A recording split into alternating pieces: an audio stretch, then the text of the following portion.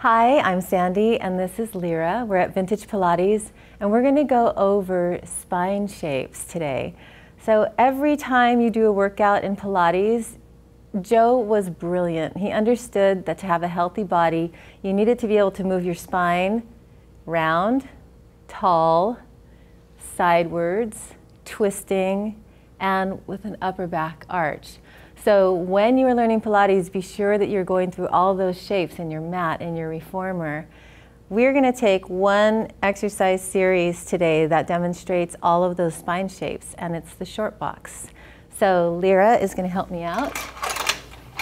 Lyra is a wonderful student. She is a mother of a 36-pound 2-year-old. Yeah, almost 2. Almost 2-year-old. So she uses Pilates to keep in shape, to carry him, run after him, and all of that, right? Or try to. Try to run after him. Okay, so let's start with the hug. And the shape of the spine that we're looking for is round. So we begin tall and lifted. And then the chin comes to the chest and you round your back right away, round the spine. Continue to deepen the round, good Lyra, of the spine. And then when you come up, scoop, round your spine. Don't think of just coming up, think of rounding your spine. So we're changing the focus of your exercise a little bit and bringing it to the spine. You stay round.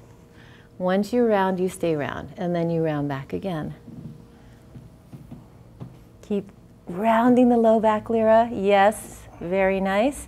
And round on the way up. Round, stay right there till the shoulders are right over the hips. The back is as round as can be and you go again. So think of it as, I'm going to use these repetitions to refine the round spine in my back. Each time I can get a little rounder. In and up. One more time. You can notice that Lyra is pressing the legs out, reaching through the heels, so she has a nice, strong foundation to create shapes in her spine. Okay? Now, let's go to the flat back. The flat back is a surprisingly difficult spine shape. The stomach supports to lift you in and up. The back reaches out through the arms. The legs are creating your foundation. Lyra, focus on the shape of your spine staying tall. Lengthen back from the hip joint. Just think about keeping the spine long or getting it longer. Stay right there. Lengthen more and come up with a tall, tall, tall back and then rest the seat. Again, lengthen, pull the stomach in and lengthen. Good, give me one more inch of lift right here. Yes. Now as you go back, imagine the spine lengthening, move from the hips. Stay right there. Relax your shoulders and see if you can get more length in your spine. Now use that lift to come back up. Lift. Oh, keep the ribs in. Lift the back, lengthen the spine. Reach, reach, reach, and then rest. Whew, hard work? Very. Let's see you do it again. Come back again. I saw you working your bottom, but I didn't see you trying to lengthen the spine. Do it again. Oh, relax, relax. The spine has to lengthen on the back side, so you need more support in your stomach. Lengthen, open the back. Good. Think about the back of the spine lengthening behind you. Lengthen, lengthen, stay there. Beautiful, lift the back. Lift, lift, lift, and rest.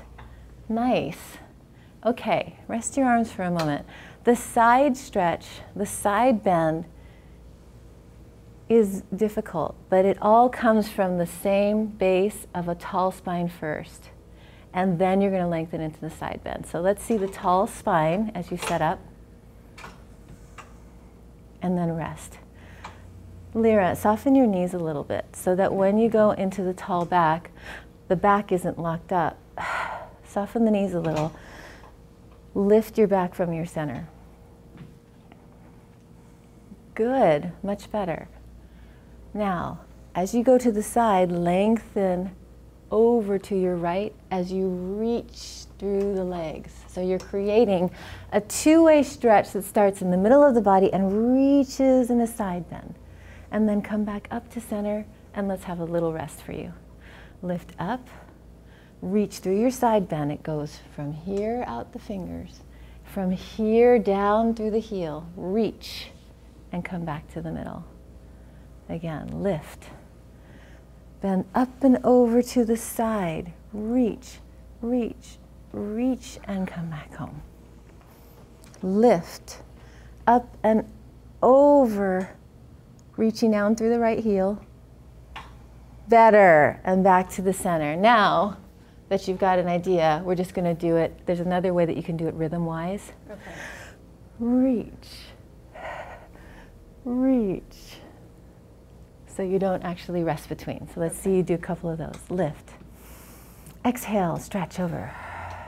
Inhale, come to center. Exhale, stretch to the side without losing your center. Inhale, it's harder to keep your center. Reach and come up. And reach back to the middle. Good. Did you feel your sides stretching? I did. Okay, good. It's important. Sometimes when we get into the side stretches, there's so many different mechanics going on in the body that you don't actually feel the side stretch because you're twisting or you're bending or you're Telling me to push through my heel helped a lot. pushing through the heels help. Yeah. It gives you that opposition you need to reach over. So sometimes people get overly concerned about the hips staying down on the box. Well, if you've got opposing voices, it's going to stay down. Okay. But they both have to work. It can't be only the upper body. It has to be the low body too. That makes sense. Okay, great. Thank you for sharing that. Let's go to the twist. Okay. So again, it's like the flat back in that you're starting with that tall spine as your base.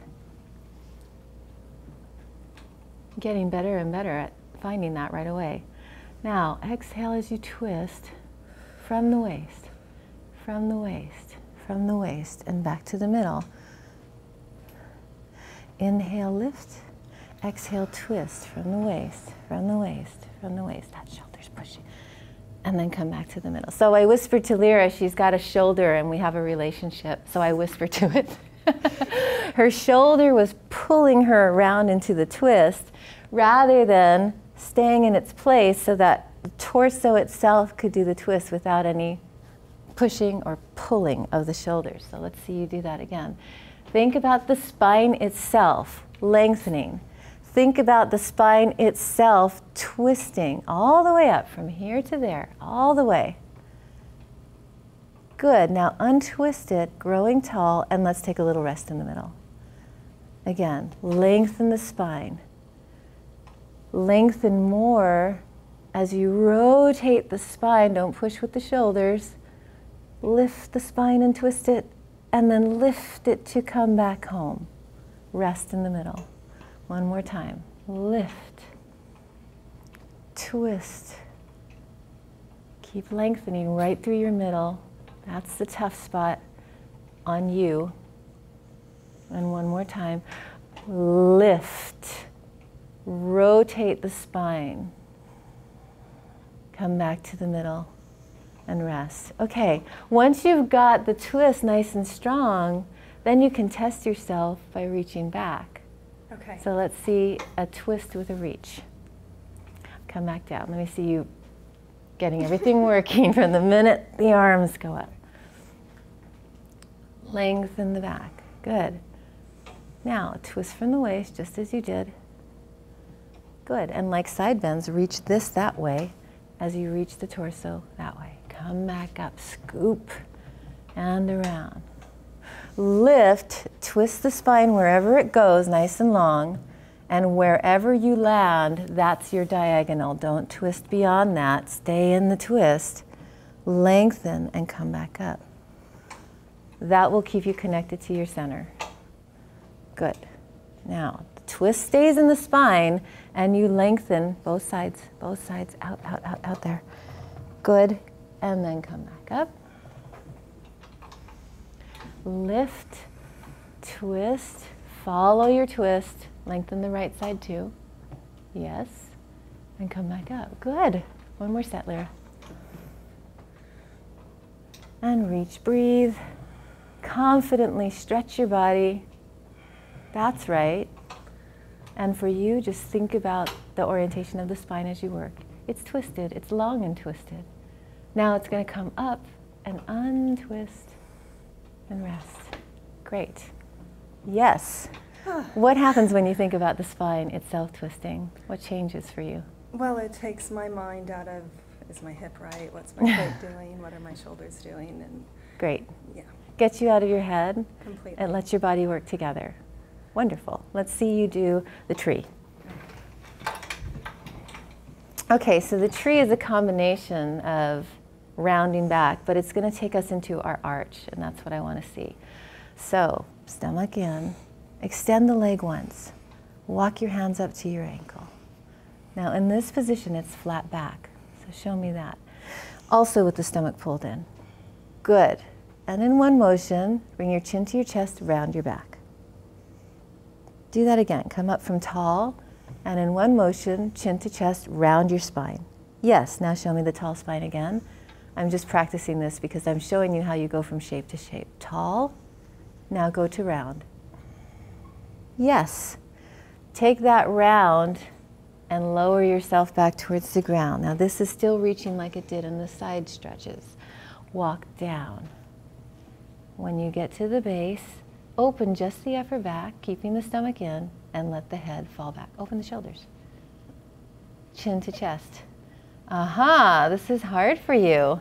Let me see you do 2 more, and then I'll help you. Okay. I'll address whatever is not working. But oftentimes, if you just let your client go on these difficult exercises, they can find it on their own. Less with the neck, more with the upper back arch.